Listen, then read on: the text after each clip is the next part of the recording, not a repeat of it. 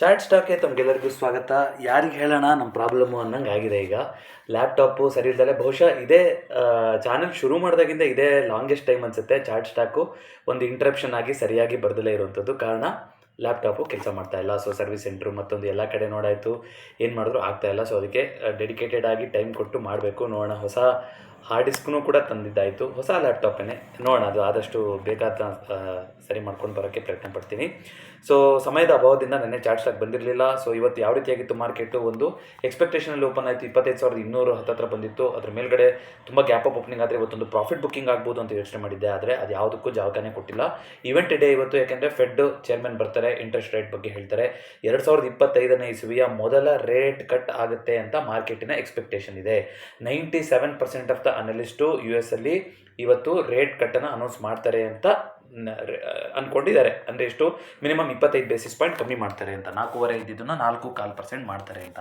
ಅಪ್ಪಿತಪ್ಪಿ ಅವರೇನಾದ್ರು ಮಾಡಲಿಲ್ಲ ಅಂತಂದರೆ ಮಾರ್ಕೆಟ್ ಅದನ್ನು ತುಂಬ ನೆಗೆಟಿವ್ ಆಗಿ ನೋಡ್ತಾ ಹೋಗುತ್ತೆ. ಆದರೆ ಹೈಲಿ ಲೈಕ್ಲಿ ಅವರು ಈ ಸಲ ಕಮ್ಮಿ ಮಾಡೇ ಮಾಡ್ತಾರೆ. ಯಾಕೆಂತಂದರೆ ಜೊತೆಗೆ ಕಾಮೆಂಟ್ರಿ ಕೂಡ ಇಂಪಾರ್ಟೆಂಟ್, ಬರೀ ಕಮ್ಮಿ ಮಾಡೋದ್ರೆ ಅಲ್ಲ.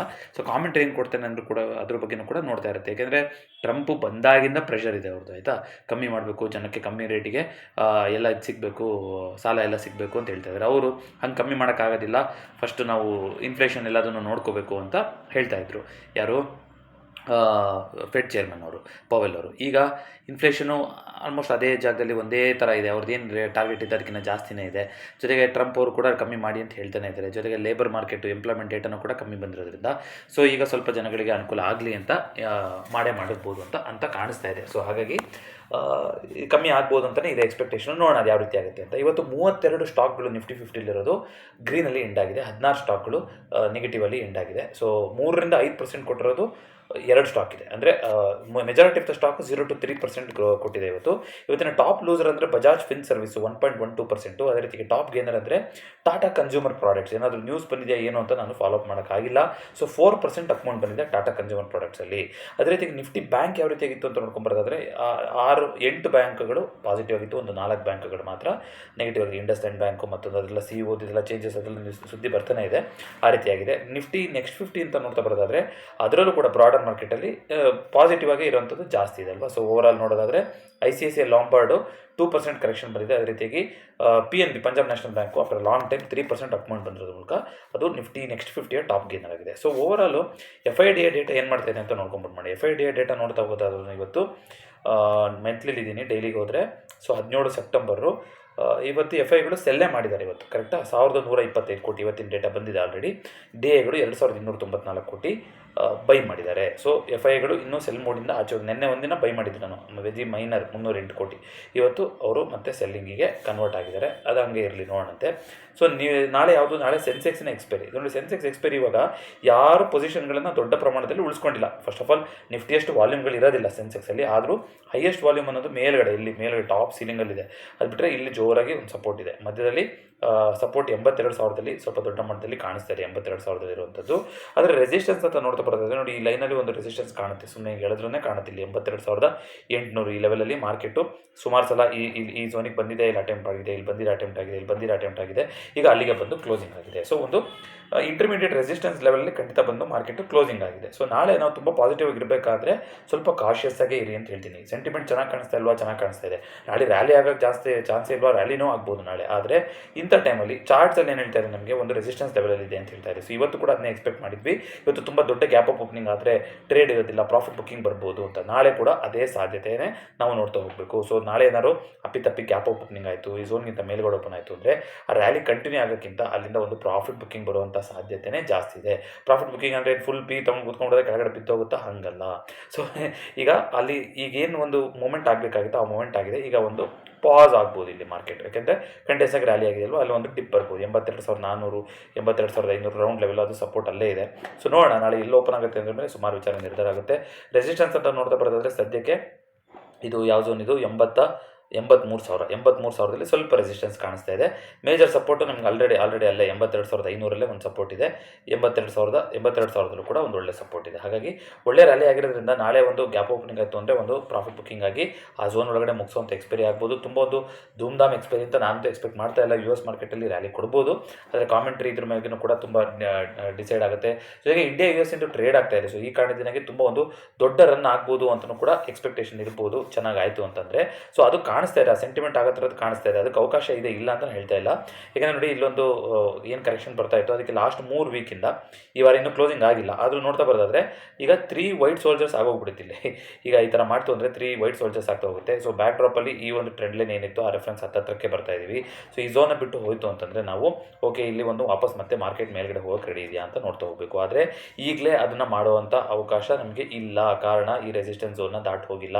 ಈ ಥರನೂ ಬೇಕಾದ್ರೆ ನಾಳೆ ಟ್ರೆಂಡ್ ಲೈನ್ ಹಾಕೋಬೋದು. ನೋಡ್ತಾ ಇರಬೇಕಾದ್ರೆ ಈ ಟ್ರೆಂಡ್ ಲೈನು ಖಂಡಿತವಾಗ್ಲೂ ಒಂದು ರೆಸಿಸ್ಟೆನ್ಸ್ ಥರ ಆ್ಯಕ್ಟ್ ಆಗ್ತಾ ಹೋಗುತ್ತೆ. ಹಾಗಾಗಿ ನಾಳೆ ಗ್ಯಾಪ್ ಅಪ್ ಓಪನಿಂಗ್ ಆಯಿತು ಅಂತಂದರೆ ಸೀದಾ ಪೊಸಿಷನ್ ತೊಗೊಳಂಗೆ ಇರೋದಿಲ್ಲ. ಗ್ಯಾಪ್ ಅಪ್ ಓಪನಿಂಗ್ ಆದಾಗಲೇ ಪ್ರೀಮಿಯಮ್ಗಳು ಜಾಸ್ತಿ ಆಗಿರುತ್ತೆ. ಹಾಗಾಗಿ ದಯವಿಟ್ಟು ಹುಷಾರಾಗಿರಿ ನಾಳೆ ಟ್ರೇಡಲ್ಲಿ. ಅದೇ ರೀತಿಯಾಗಿ ನಿಫ್ಟಿ ಮತ್ತೊಂದು ಯಾವುದು ಕೂಡ ನನಗೆ ಲೋಡ್ ಆಗ್ತಾ ಇಲ್ಲ, ಏನು ಕತೆ ಗೊತ್ತಿಲ್ಲ. ಇನ್ನೊಂದ್ಸಲ ಟ್ರೈ ಮಾಡಿಬಿಡ್ತೀನಿ ಚಾರ್ಟ್ಸ್ ಬರುತ್ತಾ ಅಂತ. ನೋಡಿ, ಚಾರ್ಟ್ಸ್ ಬರ್ತಾ ಇಲ್ಲ. ಸೊ ನಿಫ್ಟಿನಲ್ಲಿ ಈಗ ನಾವು ವಾಪಸ್ ಟ್ರೇಡಿಂಗ್ ವ್ಯೂ ಅಲ್ಲೇ ನೋಡ್ಕೊಂಬಂದ್ಬೋಣ, ಅಲ್ಲೇ ಯಾವುದು ಸೆನ್ಸಿಬಲಲ್ಲಿ. ಸೊ ನಿಫ್ಟಿ ನೋಡ್ತಾ ಬರೋದಾದರೆ ಏನಾಗಿದೆ ಅಂತ, ಇವತ್ತು 25,300ಕ್ಕಿಂತಲೂ ಮೇಲ್ಗಡೆ ಕ್ಲೋಸಿಂಗ್ ಕೊಟ್ಟಿದೆ. ವೆರಿ ಪಾಸಿಟಿವಲ್ಲಿ ನಿಫ್ಟಿ ಕ್ಲೋಸಿಂಗ್ ಆಗಿದೆ. ಸೊ ನಿಫ್ಟಿನಲ್ಲಿ ಯಾವ ಒಂದು ಝೋನ್ ಇತ್ತೋ ಆ ಝೋನ್ಗಿಂತ ಮೇಲೆ ಟ್ರೇಡ್ ಆಗ್ತಾಯಿದೆ. ಬಟ್ ಸೆನ್ಸೆಕ್ಸಲ್ಲಿ ಆ ರೀತಿ ಆಪರ್ಚುನಿಟಿ ಇಲ್ಲ. ನಾನು ಏನು ಹೇಳ್ತಾ ಇದ್ದೀನಿ ಅಂತಂದರೆ, ಒನ್ ಡೇ ಕ್ಯಾಂಡಲಲ್ಲಿ ನೋಡ್ತಾ ಬರೋದಾದರೆ ಈ ಟ್ಯಾಬಲ್ಲೆಲ್ಲ ಆಪ್ರೇಟ್ ಮಾಡೋದು ತುಂಬ ಕಷ್ಟ ಇದೆ. ಲ್ಯಾಪ್ಟಾಪಲ್ಲಿ ಆರಾಮಾಗಿ ಇರ್ತಾಯಿತ್ತು. ನೋಡಿ, ಈ ಝೋನ್ ಏನಿದೆ, ಈ ಝೋನ್ಗಿಂತ ಮೇಲ್ಗಡೆ ಟ್ರೇಡ್ ಆಗ್ತಾಯಿದೆ 25,200 ಸೆನ್ಸೆಕ್ಸಲ್ಲಿ ಯಾವ ಥರ ನೋಡಿದ್ವು ಆ ರೀತಿ ಕಾಣಿಸ್ತಾ ಇತ್ತು. ಬಟ್ ಸೆನ್ಸೆಕ್ಸಲ್ಲಿ ಆ ರೀತಿ ಇಲ್ಲ. ಸೆನ್ಸೆಕ್ಸಲ್ಲಿ ನಾಳೆ ಆ ಝೋನ್ನ ಏನು ಮಾಡುತ್ತೆ ಅನ್ನೋದು ಗೊತ್ತಾಗುತ್ತೆ. ಬಟ್ ನಿಫ್ಟಿ ಕಂಫರ್ಟಬಲಿ ಅದ್ರ ಮೇಲ್ಗಡೆ ಹೋಗಿದೆ. 25,400 ಒಂದು ರೆಸಿಸ್ಟೆನ್ಸ್ ಸಿಗ್ಬೋದು ಯಾವುದಕ್ಕೆ, ನಿಫ್ಟಿಗೆ. ಅದು ಬಿಟ್ಟರೆ ನಂಗೆ ಆಲ್ ಟೈಮ್ ಹೈಲಿ ರೆಸಿಸ್ಟೆನ್ಸ್ ಕಾಣಿಸ್ತಾ ಇರೋಂಥದ್ದು. ಹಾಗಾಗಿ ನೋಡೋಣ, 25,400 ನಾಳೆ ಟೆಸ್ಟ್ ಆಯ್ತಾರೆ ಅಥವಾ ತುಂಬ ಗ್ಯಾಪ್ ಓಪನಿಂಗ್ ಆಯ್ತಾರೆ ಅಲ್ಲಿ ಒಂದು ಪ್ರಾಫಿಟ್ ಬುಕ್ಕಿಂಗ್ ಬರೋದು. ಬಂದರೆ ಅಲ್ಲೇ ಇಮಿಡಿಯೇಟ್ ಸಪೋರ್ಟು 25,200 ಸೊ 25,400 25,200 ನಾಳೆಯ ನಿಫ್ಟಿಯ ರೇಂಜ್ ಆಗಿರ್ಬೋದು. ನೋಡೋಣ ಏನಾಗುತ್ತೆ, ಏನು ಚೇಂಜಸ್ ಆಗುತ್ತೆ ಅಂತ.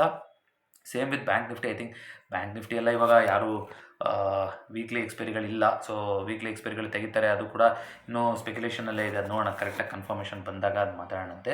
ಸೊ ಬ್ಯಾಂಕ್ ನಿಫ್ಟಿನಲ್ಲಿ ನೋಡ್ತಾ ಬರೋದಾದರೆ ಡೈಲಿ ಕ್ಯಾಂಡಲಲ್ಲಿ ಒಂದು ಒಳ್ಳೆ ಪುಷ್ ಸಿಕ್ಕಿದೆ. ಇಲ್ಲಿ ಸ್ವಲ್ಪ ಸ್ಟ್ರಗಲ್ ಆಗ್ತಾ ಇದ್ದು ಈ ಝೋನಲ್ಲಿ, ಈ ಝೋನ್ಗಿಂತ ಕೆಳಗಡೆ ಇದ್ದಾಗ ಬ್ಯಾಂಕ್ ನಿಫ್ಟಿ ಇಲ್ಲಿ ನೋಡಿ ಗೊತ್ತಾಡ್ತಾ ಇತ್ತು. ಈಗ 2 ದಿನದಿಂದ ಒಳ್ಳೆ ಪುಷ್ ಸಿಗ್ತಾ ಇದೆ. ಸೊ ಬ್ಯಾಂಕ್ ನಿಫ್ಟಿಗೆ. ಸೊ ಬ್ಯಾಂಕ್ ನಿಫ್ಟಿ ಕಂಟಿನ್ಯೂ ಆದರೆ 56,000 ರೆಸಿಸ್ಟೆನ್ಸು ರೆಡಿ ಇದರಲ್ಲಿ 56,000. ಸೊ ನೋಡೋಣ 56,000 ತನಕ ನಾಳೆ ಬ್ಯಾಂಕ್ ನಿಫ್ಟಿ ಟೆಸ್ಟ್ ಆಗುತ್ತೆ ಏನು ಕತೆ ಅಂತ. ಕಮೋಡಿಟಿದು ಭಾರಿ ಮಜಾ ಇದೆ. ಕಮೋಡಿಟಿ ಇಷ್ಟೆಲ್ಲ ಏನೇ ಆಗ್ತಾ ಇದ್ರು ಕೂಡ ಏನೂ ಚೇಂಜ್ ಆಗಿಲ್ಲ. ಗೋಲ್ಡಲ್ಲಿ ಸಣ್ಣದಾಗಿ ಒಂದು 0.38% ಕರೆಕ್ಷನ್ ಬಂದಿದೆ ಗೋಲ್ಡು. ಅದೇ ರೀತಿಯಾಗಿ ಸಿಲ್ವರು 1,27,000. ನೋಡಿ, ಸಿಲ್ವರ್ ಬಗ್ಗೆ ಏನು ಇದು ಹೇಳ್ತಾ ಇದ್ದಾರೆ ಅಂತಂದರೆ, ಸಿಲ್ವರಲ್ಲಿ ಕಮೋಡಿಟಿ ಎಕ್ಸ್ಪರ್ಟ್ಸು 50 ಡಾಲರ್ಗೆ ಹೋಗ್ಬೋದು 1 ಔನ್ಸಿಗೆ ಅಂತ. ಅದೆಲ್ಲೋ ಇತ್ತು, ನಾನು ಔನ್ಸಲ್ಲಿ ಇದ್ದಿದ್ದು. ಔನ್ಸ್ ಅಂದರೆ 28 ಗ್ರಾಮ್ ಇರುತ್ತೆ.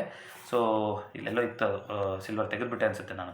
ಸೊ ಇವಾಗ ನೀವು ನೋಡೋದಾದ್ರೆ ಐ ಥಿಂಕ್ 34, 35 ಅಲ್ಲಿರ್ಬೇಕು, ಇಲ್ಲ 42 ಬಂದುಬಿಟ್ಟಿದೆ ಸಿಲ್ವರ್. 42 ಬಂದಿದೆ ಅಲ್ವಾ. ಈಗ ಇದು ಪರ್ OZ ಅಂದರೆ ಇದು ಔನ್ಸ್ ಅಂತ, 1 ಔನ್ಸ್ ಅಂತ. ಇವತ್ತು 1% ಕರೆಕ್ಷನ್ ಆಗಿದೆ ಸಿಲ್ವರು, ಯಾಕೆಂದರೆ ಫೆಡ್ ಚೇರ್ಮನ್ ಎಲ್ಲ ಬರ್ತಾ ಇದ್ದಾರೆ ಈ ಥರ ಅಂತ. ಸೊ ಒಂದು ಕನ್ಸಲ್ಟೇಷನ್ ಕೆಳಗಡೆ ಬರ್ಬೋದು, ಎಲ್ಲ ಆಗ್ಬೋದು. ಆದರೆ $50 ದಾಟುತ್ತೆ ಸಿಲ್ವರು ಅಂತ ಹೇಳ್ತಾ ಇದ್ದಾರೆ. ನೋಡೋಣ ಅದೇನಾಗುತ್ತೆ, ಈ ವರ್ಷದ ಎಂಡಿಗೆ ಆಗುತ್ತಾ, ಆ ಥರ ಮಾರ್ಕೆಟ್ ಅವಕಾಶ ಮಾಡಿಕೊಡುತ್ತಾ, ಆ ಥರ ಎಲ್ಲ ಆಗಬೇಕು ಹೇಳ್ತಾ ಇದ್ದಾರೆ. ಅಂದರೆ ಅರ್ಥ ಏನು, ಸ್ಟಾಕ್ ಮಾರ್ಕೆಟಲ್ಲಿ ಒಂದು ಕರೆಕ್ಷನ್ ಬರ್ತಾ ಹೋಗಬೇಕು, ಆಗ ಮಾತ್ರ ಕಮೋಡಿಟಿ ಇನ್ನೂ ಮೇಲೆ ಹೋಗೋಕ್ಕೆ ಸಾಧ್ಯ. ನೋಡೋಣ ಆ ಥರ ಎಲ್ಲ ಆಗುತ್ತಾ, ಚಾನ್ಸ್ ಕೊಡುತ್ತಾ, ಏನು ಕತೆ ಅಂತ. ಸೊ ಗೋಲ್ಡು ಕೂಡ ಒಂದು ಸಣ್ಣ ಕರೆಕ್ಷನ್ ಆಗ್ತಾಯಿದೆ. ಬಟ್ ಗೋಲ್ಡ್ಗಿಂತ ಜಾಸ್ತಿ ಇವತ್ತು ಸಿಲ್ವರ್ ಕರೆಕ್ಷನ್ ಆಗ್ತಾಯಿದೆ. ಸೊ ಅದನ್ನು ಬಿಟ್ಟು ಇದನ್ನು ನೋಡ್ತಾ ಬರೋದಾದರೆ ಕಾಪರಲ್ಲಿ ನೋಡಿ ದೊಡ್ಡ ಕರೆಕ್ಷನ್ ಆಯಿತು. ನೋಡಿ, ಕಾಪರಲ್ಲಿ 920 ಬೀಟ್ ಮಾಡೋಕ್ಕಾಗಿಲ್ಲ. ನಾನು ಆಗಲೇ ಹೇಳ್ದಂಗೆ ಕ್ಷಮಿಸಿ, ನಾನು ಚಾರ್ಟ್ಸ್ನ ಲೋಡ್ ಮಾಡೋಕ್ಕಾಗ್ತಾ ಇಲ್ಲ. 920ಕ್ಕೆ ಹೋಗಿತ್ತು, ಅಲ್ಲಿಂದ ದೊಡ್ಡದಾಗಿ ಒಂದು ಡಿಪ್ ಆಗಿದೆ. ನಿನ್ನೆ ಕೂಡ ನಾನು ಟ್ರ್ಯಾಕ್ ಮಾಡಿರಲಿಲ್ಲ. ನ್ಯಾಚುರಲ್ ಗ್ಯಾಸ್ ಈಗಲೂ ಕೂಡ 275 ಲೆವೆಲ್ ಇದೆ. ಸೊ ಕ್ರೂಡ್ ಒಂದು ಒಳ್ಳೆ ಅಟೆಂಪ್ಟ್ ಮಾಡ್ತಾ ಇದೆ ಆ ಝೋನ್ನ ಬಿಟ್ಟು ಮೇಲ್ಗಡೆ ಹೋಗೋಕ್ಕೆ. ನೋಡೋಣ ಕ್ರೂಡ್ ಏನು ಚೇಂಜ್ ಆಗುತ್ತೆ ಏನು ಕತೆ ಅಂತ. ಜೊತೆಗೆ ಇದರಲ್ಲಿ ಇನ್ನೊಂದು ಡಾವ್ ಜಾನ್ಸ್ ನೋಡಿ ಆಲ್ರೆಡಿ 1.33% ಅಪ್ ಮಾಡಿ ಫುಲ್ಲು ಹೈ ಎಕ್ಸ್ಪೆಕ್ಟೇಷನ್ ಇದೆ US ಮಾರ್ಕೆಟಲ್ಲಿ. ಇವತ್ತು ಇಳಿಸ್ತಾರೆ ಅಂತ. ನೋಡೋಣ ಫೆಡ್ ಇಂಟ್ರೆಸ್ಟ್ ರೇಟ್ ಏನು ಮಾಡ್ತಾರೆ ಏನು ಕತೆ ಅಂತ ನೋಡೋಣ ಅಂತೆ. ಇಲ್ಲಿ ಎಕ್ಸ್ಪ್ಲೋರ್ ಸೆಕ್ಷನ್ಗೆ ಬಂದರೆ ಇಲ್ಲಿ ಓವರ್ ವ್ಯೂನಲ್ಲಿ ಯಾವ್ಯಾವುದು large cap, mid cap, VIX ಈಗಲೂ ಕೂಡ ಕಮ್ಮಿನೇ ಇದೆ. ವಿಕ್ಸನ್ನು ಒಂದು ಟ್ರ್ಯಾಕ್ ಮಾಡಬೇಕಲ್ಲ. ವಿಕ್ಸ್ ನೋಡಿ ಏನು ಭಯ ತೋರಿಸ್ತಾ ಇಲ್ಲ. ವಿಕ್ಸು ಟ್ರೇಡ್ ಇಲ್ಲಿ ಕೂಡ ಆಗೋ ಥರದ್ದಿದೆ.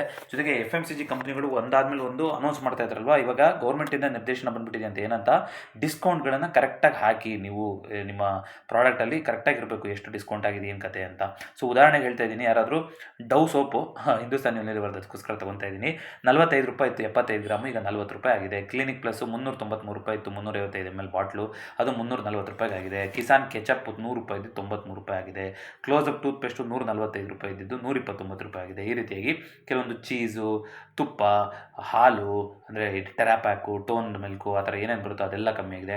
ಟಾಟಾ ಕನ್ಸ್ಯೂಮರ್ ಅವರು ಕೂಡ GST ಎಲ್ಲ ಟೀ ಬ್ರ್ಯಾಂಡ್ಗಳ ಮೇಲೂ ಕೂಡ ಇವಾಗ ನಾವು GSTನ ಕೊಡ್ತಾ ಇದ್ದೀವಿ ಅಂತ ಹೇಳಿದ್ದಾರೆ. ಜೊತೆಗೆ JSW ಪೇಂಟ್ಸು ಮತ್ತು ಆಕ್ಸೋ ನೋಬೆಲ್ ಅಂತ ಒಂದಿತ್ತು, ಎರಡು ಕಂಪ್ನಿಗಳದ್ದು ಒಂದು ಆಕ್ವಿಸಿಷನ್ ನಡೀತಾ ಇದೆ. ಅದಕ್ಕೆ CCIಯಿಂದ ಅಪ್ರೂವಲ್ ಸಿಕ್ಕಿದೆ. ಸೊ CCI ಅಪ್ರೂವಲ್ ಸಿಕ್ಕಿರೋದ್ರಿಂದ ಇದು ಮುಂದಕ್ಕೆ ತೊಗೊಂಡು ಹೋಗ್ತಾರೆ ಅಂತ ಇದೆ. ಅಂದರೆ ಏನಂತ ಹೇಳಿದ್ದಾರೆ ಅಂತಂದರೆ 74% ಸ್ಟೇಕು ಯಾವುದರಲ್ಲಿ ಆಕ್ಸೋ ನೋಬಲ್ ಇಂಡಿಯಾ ಆ ಪೇಂಟ್ ಕಂಪ್ನಿನಲ್ಲಿ ಸರಿಸುಮಾರು 8,900 ಕೋಟಿಗೆ JSW ಪೇಂಟ್ಸ್ ಅವರು ತೊಗೊತಾ ಇದ್ದಾರೆ. ಸೊ ಪೇಂಟ್ ಸೆಗ್ಮೆಂಟು ಸುಮಾರು ದಿನ ಆಯಿತು ಟ್ರ್ಯಾಕ್ ಮಾಡಿ. ಕ್ರೂಡ್ ಕಮ್ಮಿ ಇದೆ ಅಂದರೆ ಅವರೆಲ್ಲ ಒಳ್ಳೆ ಪ್ರಾಫಿಟ್ ಮಾಡ್ತಾ ಇರ್ತಾರೆ. ನೆಕ್ಸ್ಟ್ ಅಪ್ಕಮಿಂಗ್ ರಿಸಲ್ಟ್ಸಲ್ಲಿ ನೋಡಬೇಕು, ಯಾವ್ದಾದ್ರು ಒಂದು ಸ್ಟಾಕ್ ಅನಾಲಿಸಿಸಲ್ಲಿ ಮಾರ್ಕೆಟ್ ಲೀಡರ್ ಏಷ್ಯನ್ ಪೇಂಟ್ಸು ಗ್ರಾಫಿಕ್ನ ಯಾವ್ದಾದ್ರು ತೊಗೊಂಡು ಮಾತಾಡ್ತೋಗೋಣಂತೆ. ಜೊತೆಗೆ AI ಪುಷ್ ನೋಡಿ ಕೆಲಸದಲ್ಲೂ ಬರ್ತಾ ಇದೆ, ಗೌರ್ಮೆಂಟಿಂದಲೂ ಬರ್ತಾ ಇದೆ. ಆರ್ಟಿಫಿಷಿಯಲ್ ಇಂಟೆಲಿಜೆನ್ಸು ತುಂಬ ದೊಡ್ಡ ಮಟ್ಟಿನ ಬದಲಾವಣೆಗೆ ತರ್ತಾ ಇದೆ. ಇನ್ನು ಮುಂದಿನ 5 ವರ್ಷದಲ್ಲಿ ಸರಿಸುಮಾರು 20,000 ಕೋಟಿ ಇನ್ವೆಸ್ಟ್ ಮಾಡೋಕ್ಕೆ ರೆಡಿ ಇದೆ ಗೌರ್ಮೆಂಟು ಡಿಫ್ರೆಂಟ್ ಪ್ರಾಜೆಕ್ಟ್ಸ್ಗಳಲ್ಲಿ. ಹಾಗಾಗಿ AI ಸುಮಾರು ಜನರ ಕೆಲಸನ ಚೇಂಜ್ ಮಾಡುತ್ತೆ. ನನ್ನ ಕೆಲಸ ಹೋಗುತ್ತೆ ಅಂತ ಹೇಳ್ತಾ ಇಲ್ಲ, ಕೆಲಸ ಬದಲಾಗುತ್ತೆ, ಆದರೆ ನಾವು ಅದ್ರ ಜೊತೆಗೆ ಬದಲಾದರೆ ಮಾತ್ರ. ಹಾಗಾಗಿ ದಯವಿಟ್ಟು ನಿಮ್ಮ ಕೆಲಸಗಳಲ್ಲಿ ಏನೇನು ಆರ್ಟಿಫಿಷಿಯಲ್ ಇಂಟೆಲಿಜೆನ್ಸ್ AI ಬರ್ತಾ ಇದೆಯೋ ಅದ್ರ ಬಗ್ಗೆ ಒತ್ತನ್ನು ಕೊಡಿ, ಅದನ್ನು ಕಲ್ತ್ಕೊಳ್ಳಿ. ಅಪ್ಸ್ಕಿಲ್ ಆಗಿ ಇಲ್ಲ ಅಂತಂದರೆ ಜಾಬ್ ಮಾರ್ಕೆಟು ತುಂಬ ಕಷ್ಟಕರ ಸ್ಥಿತಿಯಲ್ಲಿ ಕಾಣಿಸ್ತಾ ಇದೆ. IT ಸ್ಟ್ರಗಲ್ ಆಗ್ತಾ ಇರೋದು ಕೂಡ ಅದಕ್ಕೇ. ಅದೇ ರೀತಿಯಾಗಿ ನ್ಯೂಸ್ ಫ್ಲೋನಲ್ಲಿ ಎಲ್ಲ ನ್ಯೂಸ್ ಫ್ಲೋಗಳನ್ನು ನಾವು ನೋಡ್ತಾ ಹೋಗ್ಬೋದು ಇಲ್ಲಿ. ಜೊತೆಗೆ ಕೆಲವೊಂದಿಷ್ಟು ಐಡಿಯಾಸ್ ಸೆಕ್ಷನು, ಕಮ್ಯುನಿಟಿ ಸೆಕ್ಷನ್ ಆ ಥರ ಎಲ್ಲ ಇರುತ್ತೆ. ಇನ್ನೊಂದು ಏನು ಇಂಪಾರ್ಟೆಂಟ್ ನೋಡಬೇಕು ಅಂತ ಅನಿಸ್ತು ಅಂದರೆ ಇಲ್ಲಿ ನೋಡಿ, ಎಕನಾಮಿಕ್ ಕ್ಯಾಲೆಂಡರ್ ಕೂಡ ಇವಾಗ ಇಲ್ಲೇ ಇಂಟಿಗ್ರೇಟ್ ಮಾಡಿಬಿಟ್ಟಿದ್ದಾರೆ. ಯಾವುದರಲ್ಲಿ ನಮ್ಮ ಟ್ರೇಡಿಂಗ್ ವ್ಯೂನಲ್ಲಿ ಇಂಟಿಗ್ರೇಟ್ ಮಾಡಿದ್ದಾರೆ. ಜೊತೆಗೆ ಸ್ಟಾಕ್ಸ್ ಅನ್ನೋ ಸೆಕ್ಷನಿಗೆ ಹೋದರೆ ನಿಮಗೆ ಅಲ್ಲಿ ವಾಲ್ಯೂಮ್ ಕೂಡ ತೋರಿಸ್ತಾ ಹೋಗುತ್ತೆ. ಹೈಯೆಸ್ಟ್ ವಾಲ್ಯೂಮ್ ಇವತ್ತು ಯಾರು ಲಿಸ್ಟಿಂಗ್ ಇತ್ತು ಅಂದರೆ ಇವತ್ತು ಅರ್ಬನ್ ಕಂಪನಿ ಹೊಸ IPO ಬಂದಿತ್ತಲ್ಲ, ಸೊ ಅದ್ರದ್ದು ಲಿಸ್ಟಿಂಗು, ರೆಡಿಂಗ್ಟನ್ನು, ಜೊತೆಗೆ HDFC ಬ್ಯಾಂಕು ಇದರಲ್ಲೆಲ್ಲ ಹೈ ವಾಲ್ಯೂಮ್ ಆಗಿದೆ ಅಂತ ತೋರಿಸ್ತಾ ಇದೆ. ಗಾರ್ಡನ್ ರಿಚ್ ಶಿಪ್ ಬಿಲ್ಡರ್ಸು 6% ಅಪ್ಮೆಂಟ್ ಹೋಗಿದೆಯಲ್ಲ ಅದು. ಈ ರೀತಿಯಾಗಿ ಅದೇ ರೀತಿಯಾಗಿ ಅನ್ಯೂಶುವಲ್ ವಾಲ್ಯೂಮ್ ಅಂದರೆ ಬೇರೆ ದಿನ ಎಲ್ಲ ಇಷ್ಟು ಇರ್ತಿರಲಿಲ್ಲ, ಇವತ್ತು ತುಂಬ ಆಗಿದೆ ಅನ್ನೋ ಕಂಪ್ನಿಗಳು ಸುಮಾರಿದೆ. KNR ಕನ್ಸ್ಟ್ರಕ್ಷನ್ಸು, ಜಯಂತ್ ಇನ್ಫ್ರಾಟೆಕ್ ನೋಡಿ ಆಲ್ಮೋಸ್ಟ್ 20% ಬಿದ್ದೋಗಿದೆ ಅದು. DNILS ಟೂಲ್ಸ್ ಲಿಮಿಟೆಡ್ ಇದೆಲ್ಲ ನಾವು ಟ್ರ್ಯಾಕೇ ಮಾಡಿರೋದಿಲ್ಲ. 20% ಪಾಸಿಟಿವ್ ಆಗಿರೋದು ಇದೆ, 20% ನೆಗೆಟಿವ್ ಆಗಿರೋದು ಇದೆ. ಇವೆಲ್ಲ ದಯವಿಟ್ಟು ಪಂಪ್ ಆ್ಯಂಡ್ ಡಂಪ್ ಸ್ಟಾಕ್ಗಳಾಗಿರುತ್ತೆ ಸುಮಾರೆಲ್ಲ.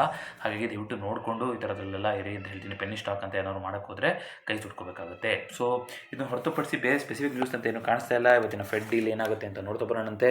ಅದ್ರ ಮೇಲೆ ಮಿಕ್ಕಿದ ವಿಚಾರಗಳು ನಿರ್ಧಾರ ಆಗ್ತಾ ಹೋಗುತ್ತೆ. ಜೊತೆಗೆ US ಇಂಡಿಯಾದು ಟ್ರೇಡ್ ಡೀಲ್ ಒಂದು ಸುಖಾಂತಿ ಆದರೆ, ವಿನ್ ಸಿಚುವೇಷನ್ ಆದರೆ ಎಲ್ಲರಿಗೂ ಒಳ್ಳೆಯದು. ಅದೇನು ಮಾಡ್ತಾರೆ ಅನ್ನೋದನ್ನ ನೋಡ್ತಾ ಹೋಗೋಣ.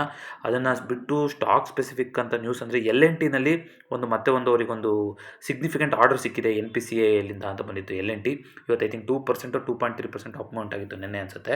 ಅದೇ ರೀತಿಗೆ ಟಾಟಾ ಪವರು ಸುಜ್ಲಾನ್ ಕಂಪ್ನಿ ಜೊತೆ ಒಂದು 838 ಮೆಗಾವ್ಯಾಟ್ ವಿಂಡ್ ಎನರ್ಜಿ ಪ್ರಾಜೆಕ್ಟು ಒಂದು ಕೊಲಾಬ್ರೇಷನ್ ಬರ್ತಾ ಇದೆ. ಅದು ಟಾಟಾ ಪವರ್ ಕೂಡ ನೆನ್ನೆ 2% ಅಮೌಂಟ್ ಆಗಿತ್ತು. ಅದೇ ಕಾರಣಕ್ಕೆ C&T ಇದು ಸೆಮಿಕಂಡಕ್ಟರು ಇದ್ರದ್ದು ಸೈಂಟಿಫಿಕ್ ಇನ್ಸ್ಟ್ರೂಮೆಂಟ್ಸ್ ಇದ್ರ ರಿಲೇಟೆಡು. ಸೊ ಅವರು ಸೆಮಿಕಂಡಕ್ಟರ್ ಸೊಲ್ಯೂಷನ್ಗೆ ಗ್ಲೋಬಲಿ ಒಂದು ಅನೋರಾ ಅನ್ನೋ ಕಂಪನಿ ಜೊತೆ ಟೈಅಪ್ ಮಾಡ್ಕೊತಾ ಇದ್ದಾರೆ. ಸೊ 4% ಆ ಪಾರ್ಟ್ನರ್ಶಿಪ್ ಅನೌನ್ಸ್ ಮಾಡಿದ್ದಕ್ಕೆ 4% ಅಪಾಯಿಂಟ್ ಬಂದಿತ್ತು. ಸ್ಪೈಸ್ ಜೆಟ್ಟಲ್ಲಿ ಲೀಸ್ ಅಗ್ರಿಮೆಂಟು ಬೋಯಿಂಗಿನ ತೊಗೊಳೋದು ಅದು ಇದು ಎಲ್ಲ ನಡೀತಾ ಇತ್ತು. ಅದಕ್ಕೆ ಮತ್ತೆ ಒಂದು ಸ್ಪೈಸ್ ಜೆಟ್ಟಲ್ಲಿ ಒಂದು ಅಗ್ರಿಮೆಂಟಿಂದು ಆಗಿಲ್ಲ ಅಂತನೋ ಏನೋ ಬಂದಿತ್ತು. ಸೊ ಹಾಗಾಗಿ ಅದೊಂದು ಸ್ವಲ್ಪ ನೆಗೆಟಿವಿಟಿ ಇಲ್ಲದಿದೆ ಅನಿಸುತ್ತೆ ಲೀಸ್ ಅಗ್ರಿಮೆಂಟು ಏನಾಗ್ತಾ ಇದೆ ಅಂತ, ಅಥವಾ ಅದು ಆಗಿದೆ ಅಂತ ಬಂದಿತ್ತು. ಅದು ನಾನು ಕರೆಕ್ಷನ್ ನೋಡ್ಕೋಬೇಕು ಅದು ಕರೆಕ್ಟಾಗಿ. ಸೊ ಒಂದಿಷ್ಟು ನೋಡಿದ್ದಂಥದ್ದು. ಜೊತೆಗೆ ದೀಪಾವಳಿ ಟೈಮಿಗೆ ಸಿಕ್ಕಾಪಟ್ಟೆ ಫ್ಲೈಟ್ ರೇಟ್ ಎಲ್ಲ ಜಾಸ್ತಿ ಮಾಡಿದ್ದಾರೆ ಅಂತಲೂ ಕೇಳ್ಪಟ್ಟಿದ್ದೆ. ಯಾರಾದರೂ ಟ್ರಾವೆಲ್ ಮಾಡ್ತಾ ಇದ್ದೀರಾ ಅಂತಂದರೆ ಹೌದಾ ಏನು ಕತೆ ಅನ್ನೋದನ್ನು ಕಮೆಂಟ್ ಮಾಡಿ ತಿಳಿಸಿ. ಸ್ವಲ್ಪ ಇದು ಅನ್ಯೂಶುವಲ್ ಅನಿಸುತ್ತೆ. ನಮ್ಮ ರೆಗ್ಯುಲರ್ ಚಾರ್ಟ್ ಸ್ಟಾಕ್ ಸೆಟಪಲ್ಲಿ ಇಲ್ಲ. ನಾನು ವೀಡಿಯೋದಲ್ಲೂ ಕೂಡ ಬರೋಕ್ಕಾಗ್ತಿಲ್ಲ, ಬಿಕಾಸ್ ಮಾಮೂಲಿಯಾಗಿ ಚಾರ್ಟ್ಸ್ಗಳು ಆ್ಯಡ್ ಆಗ್ತಾ ಇಲ್ಲ. ಇನ್ನು ವೀಡಿಯೋನ ಆನ್ ಮಾಡ್ಕೊಂಬಿಟ್ರೆ ಇದರಲ್ಲಿ ಸಾಕಾಗೋದಿಲ್ಲ. ಸೊ ಇದನ್ನ ಆದಷ್ಟು ಬೇಗ ಸರಿ ಮಾಡೋಣ. ಜೊತೆಗೆ ಸ್ಪೆಷಲ್ ವೀಡಿಯೋಗಳು ಕೂಡ ಮಾಡೋದಿದೆ, ಟೂಲ್ಸ್ ಎಕ್ಸ್ಪ್ಲೋರ್ ಮಾಡೋದಿದೆ. ಅದೆಲ್ಲದನ್ನು ಆದಷ್ಟು ಬೇಗ ಮಾಡಲಿಕ್ಕೆ ಪ್ರಯತ್ನ ಪಡ್ತೀನಿ. ಜೊತೆಗೆ ಟರ್ಮ್ ಇನ್ಶೂರೆನ್ಸ್ ಇನ್ಯಾರಾದರೂ ಓಪನ್ ಮಾಡಿಸಿಲ್ಲ ಅಂದರೆ 22ನೇ ತಾರೀಕು ಒಳಗಡೆ ಟರ್ಮ್ ಇನ್ಶೂರೆನ್ಸ್ ಓಪನ್ ಮಾಡಿಸಿದ್ರೆ ಬಜಾಜ್ ಕಡೆಯಿಂದ ನಿಮಗೆ ಪ್ರೀಮಿಯಮ್ಮು ಕೂಡ ಜಾಸ್ತಿ ಆಗೋದಿಲ್ಲ. ಜೊತೆಗೆ GST ಡಿಸ್ಕೌಂಟ್ ಕೂಡ ಸಿಗ್ತಾ ಹೋಗುತ್ತೆ. ಯಾರಾದರೂ ಇಂಟ್ರೆಸ್ಟ್ ಇದ್ದೀರಾ ಅಂತಂದರೆ ಪ್ರತಿ ವೀಡಿಯೋದ ಪಿನ್ ಕಾಮೆಂಟಲ್ಲಿ ನಾನು ಫಾರ್ಮ್ನ ಕೊಟ್ಟಿರ್ತೀನಿ, ಫಿಲಪ್ ಮಾಡಿ. ಜೊತೆಗೆ ಎಮರ್ಜೆನ್ಸಿ ಫಂಡ್ ಇನ್ನೂ ಯಾರಾದರೂ ಬಿಲ್ಡ್ ಮಾಡಿಲ್ಲ ಅಂದರೆ ದಯವಿಟ್ಟು ಅದರ ಬಗ್ಗೆ ಗಮನವಹಿಸಿ. ಅದು ನಮ್ಮ ಚಾನಲ್ನ 2025ರ ಮಿಷನ್ ಕೂಡ ಆಗಿದೆ. ಇದಿಷ್ಟು ಜೊತೆಗೆ ಮತ್ತೊಂದು ಚಾರ್ಟ್ ಸ್ಟಾಕ್ನೊಂದಿಗೆ ಭೇಟಿಯಾಗೋಣ. ಎಲ್ರಿಗೂ ನಮಸ್ಕಾರ.